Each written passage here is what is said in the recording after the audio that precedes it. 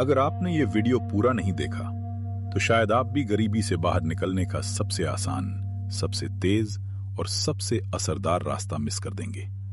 ये कहानी सिर्फ पैसों की नहीं है, ये सीखने की, हिम्मत की और अपने भविष्य को बदलने की कहानी है। सावित्री, पता नहीं आज सब्जियां बिकेंगी भी या नहीं। कल तो पूरा दिन सड़क पर खड़ा रहा, पर 2 घंटे में बस 100 रुपए आए। इस घर में रोज रोज ये हालत देख के दिल घबराता है।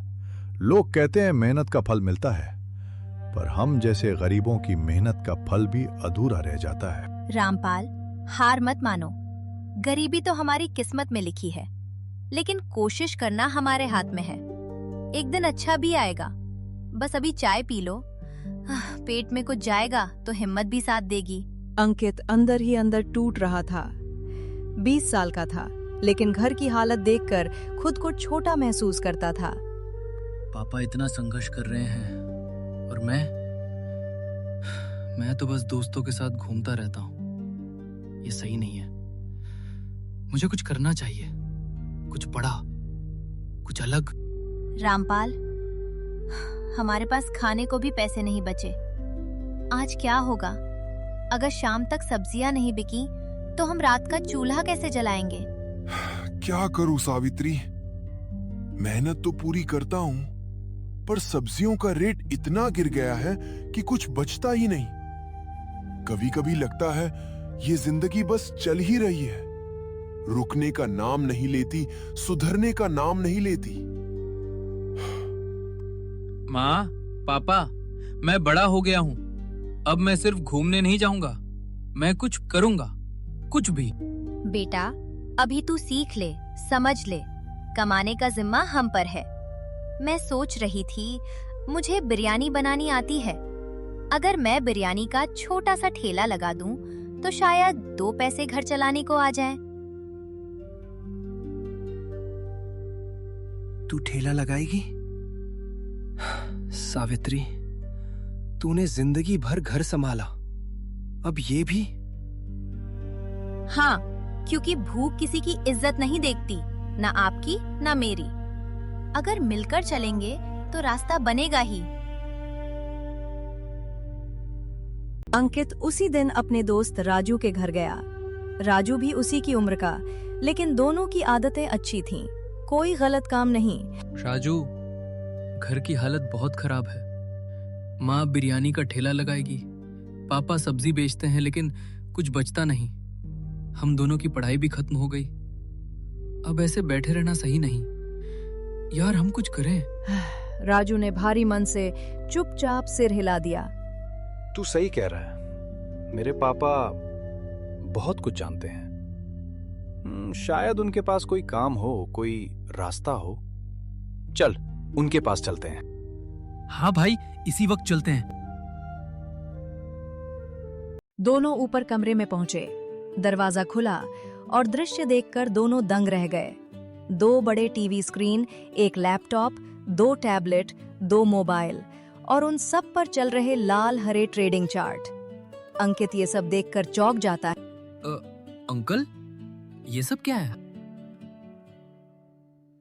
बेटा, ये शेयर मार्केट है। इससे अच्छा कोई काम नहीं और इससे तेज पैसा दुनिया में कहीं नहीं बनता, लेकिन सिर्फ तब जब समझदारी से किया जाए, सीखकर, धैर्य से, बिना लालच के। अंकित और राजू ने एक दूसरे को देखा। अंकल, लोग तो कहते हैं कि शेयर मार्केट में रातों रात अमीर बन जाते हैं। कहने को लोग बहुत कुछ कहते हैं बेटा। सच ये है कि शेयर मार्केट में रातों रात सिर्फ मूर्ख लोग पैसा लगाते हैं और समझदार लोग धीरे धीरे अमीर बनते हैं। ये जुआ नहीं है, ये ज्ञान का खेल है। जो सीखेगा वही जीतेगा। अंकल, क्या आप ये काम करते हैं? पर हमें कभी पता ही नहीं चला। क्योंकि तुमने कभी पूछा ही नहीं। वैसे तुम दोनों अगर चाहो, कल से मेरे पास आना। मैं तुम्हें शुरुआत से सब सिखाऊंगा, लेकिन सीखना आसान नहीं, समझने में समय लगेगा। धैर्य चाहिए, मन चाहिए। हम सीखेंगे पापा, पूरी लगन से। तो ठीक है बेटो, यही पहला सबक है।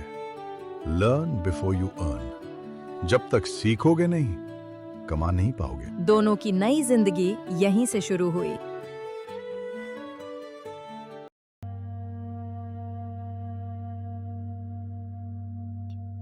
बेटा कहाँ गया था? माँ, राजू के घर गया था, बस ऐसे ही। ठीक है बेटा, खाना खा। लेकिन अंदर अंदर अंकित खुद से वादा कर चुका था, अब मैं बदलूंगा, पापा को गर्व महसूस करवाऊंगा।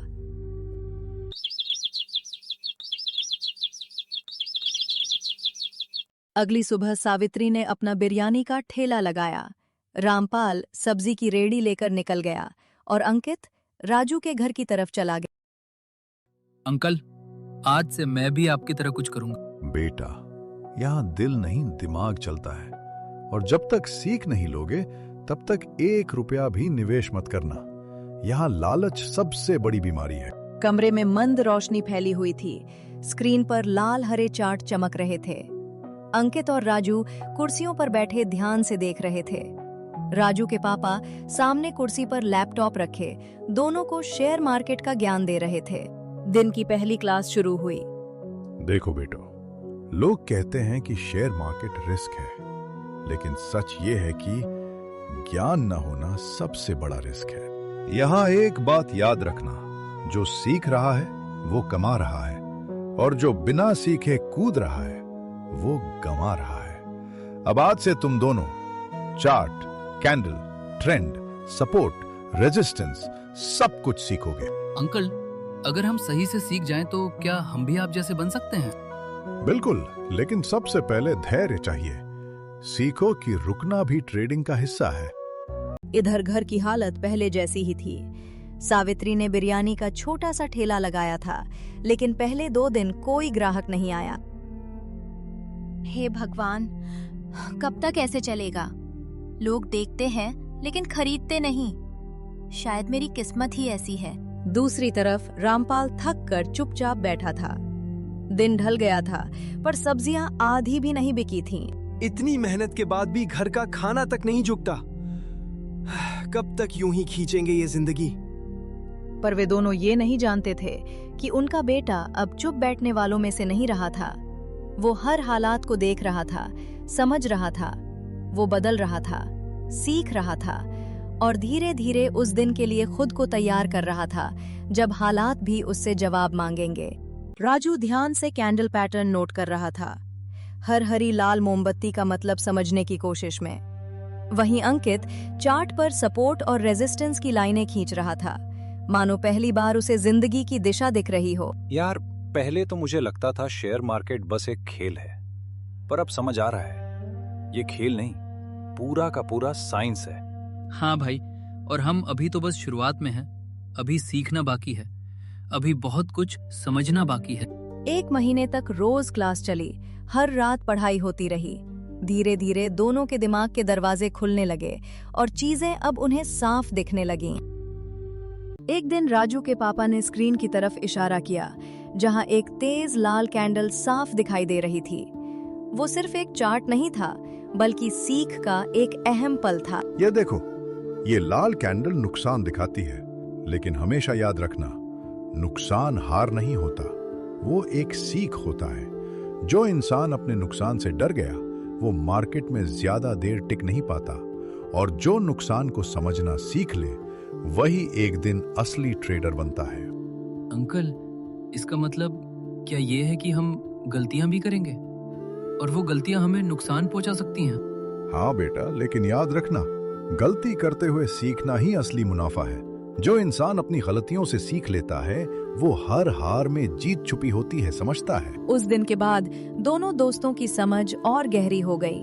हर चर्चा, हर चार्ट, हर कैंडल अब उनके लिए बस आंकड़े नहीं रहे, बल्कि मार्केट की भाषा समझने का एक नया नजरिया बन गए। देखो बेटो, शेयर मार्केट में हर कैंडल सिर्फ लाइन नहीं होती, वो लोगों की सोच और डर का नतीजा होती है।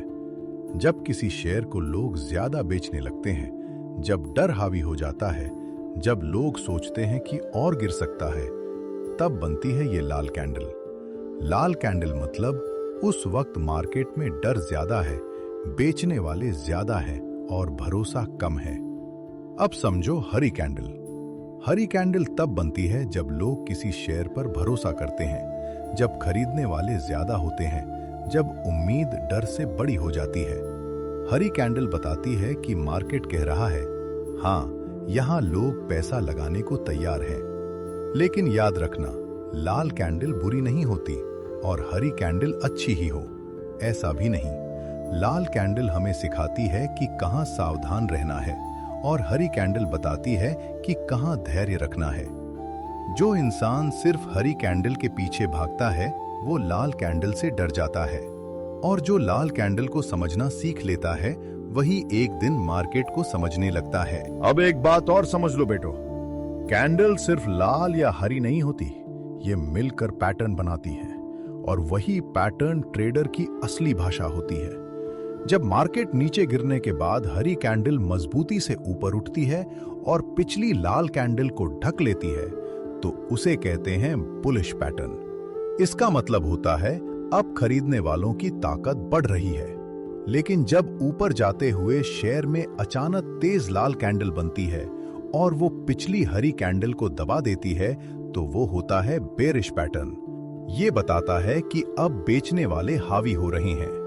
अब आता है सबसे जरूरी हिस्सा, कंटिन्यूएशन पैटर्न। कभी कभी मार्केट भागते भागते रुकता है, ना ऊपर जाता है ना नीचे गिरता है, छोटी छोटी कैंडल बनती हैं। इसका मतलब होता है मार्केट सांस ले रहा है ताकि फिर उसी दिशा में चल सके। याद रखना, हर गिरावट रुकावट नहीं होती और हर रुकावट पलटाव नहीं होती। जो इंसान ये फर्क समझ गया वो अंदाजे से नहीं, समझ से ट्रेड करता है। एक बात और याद रखना बेटो, पैटर्न तभी काम करते हैं जब उनके पीछे वजह होती है। अगर बुलिश पैटर्न ऐसे ही बन जाए बिना वॉल्यूम के तो वो सिर्फ दिखावा होता है, लेकिन जब उसी बुलिश पैटर्न के साथ वॉल्यूम बढ़ने लगे तो समझ लो मार्केट सच में ऊपर जाने को तैयार है। और बेरिश पैटर्न भी तभी ताकतवर होता है जब लोग डर के साथ बेच रहे हों। सिर्फ लाल कैंडल देखकर घबराना नहीं, ये देखना है कि उस लाल कैंडल के पीछे सोच क्या है। याद रखना, मार्केट कभी सीधे नहीं चलता, वो इंसान की तरह है, कभी रुकता है, कभी सोचता है, फिर फैसला करता है। जो ट्रेडर ये समझ गया वो नुकसान से नहीं डरता, वो मौके पहचानने लगता है। 2 महीने बाद राजू के पापा ने गंभीरता से कहा, ठीक है बेटो, अब तुम धीरे धीरे ट्रेडिंग शुरू कर सकते हो, लेकिन हमेशा याद रखना, लालच बिल्कुल नहीं, और जो छोटा मुनाफा है उसे भी बड़ा समझो, क्योंकि यही सोच लंबी दूरी में असली जीत देती है। अंकित और राजू ने 200 रुपए का पहला ट्रेड किया। राशि छोटी थी लेकिन हिम्मत बड़ी। कुछ देर बाद उन्हें 15-20 रुपए का मुनाफा हुआ। कम पैसा था पर भरोसा बहुत बढ़ गया। भाई, 20 रुपए का प्रॉफिट। राशि छोटी है पर मेहनत की कमाई है, पहली बार। मुबारक हो बेटो, ये तुम्हारी मेहनत का बीज है। अब इसे पेड़ बनाना तुम्हारे हाथ में है। धीरे धीरे बढ़ो, ये दुनिया मैराथन है, रेस नहीं। कुछ ही दिनों में सावित्री की बिरयानी दूर दूर तक मशहूर होने लगी। लोग खुद ब खुद कहने लगे, सावित्री भाभी की बिरयानी गांव में सबसे बढ़िया। अब हाल ये था कि हर दिन की मेहनत के बाद उसे रोज 300 से 400 रुपए बचने लगे।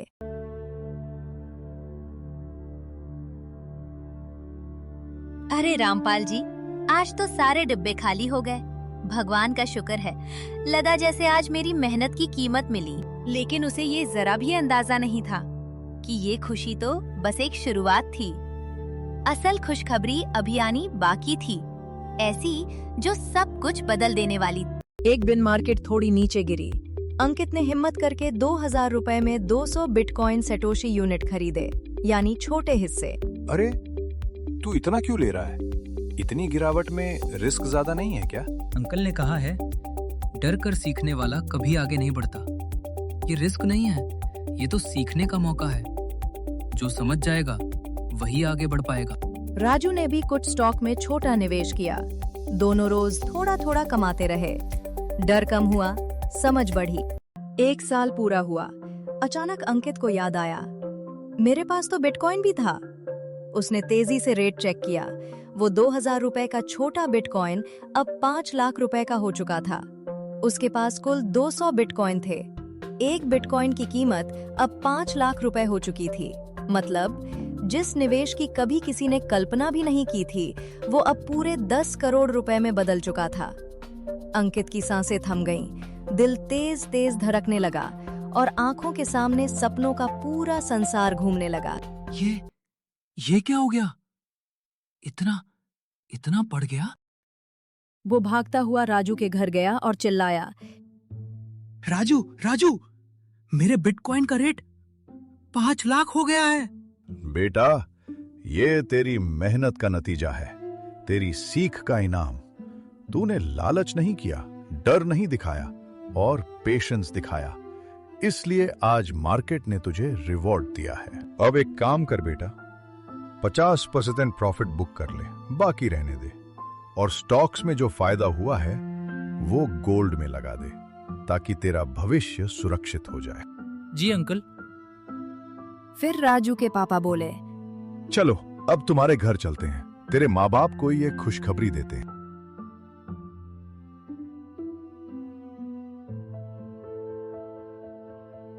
तीनों सीधे अंकित के घर पहुंचे। घर में हल्की सी खामोशी थी। रामपाल चारपाई पर बैठा दिन भर की थकान लिए सोच में डूबा हुआ था। वहीं सावित्री चूल्हे के पास बैठी रोटी सेकते हुए भी मन ही मन किसी उम्मीद में लगी हुई थी। माँ, पापा, मैंने आपसे एक बात छुपाई थी। आज दिल भारी है, पर अब सब बताने आया हूँ। मैं पिछले 1 साल से अंकल से शेयर मार्केट सीख रहा हूँ। डर था कि आप मना कर दोगे, इसलिए चुप रहा। पर हर दिन ये सोचकर सीखा कि एक दिन आपकी परेशानियां कम कर सकूं। सावित्री एक पल के लिए चौंक गई। उसकी आंखें फैल गईं, चेहरे पर हैरानी और चिंता एक साथ उतर आई। क्या तू ये सब सीख रहा था इतने दिनों से और हमें जरा भी खबर नहीं लगी? हाँ माँ, आज वो बात बताने आया हूँ जिसके लिए मैं चुप था। जो चीज मैंने सिर्फ 2000 रुपए में खरीदी थी, आज उसकी कीमत 5 लाख रुपए हो गई है। लेकिन बात सिर्फ इतनी नहीं है। मेरे पास उस वक्त 200 बिटकॉइन के छोटे छोटे हिस्से थे और आज उन सब की कुल कीमत पूरे 10 करोड़ रुपए हो चुकी है।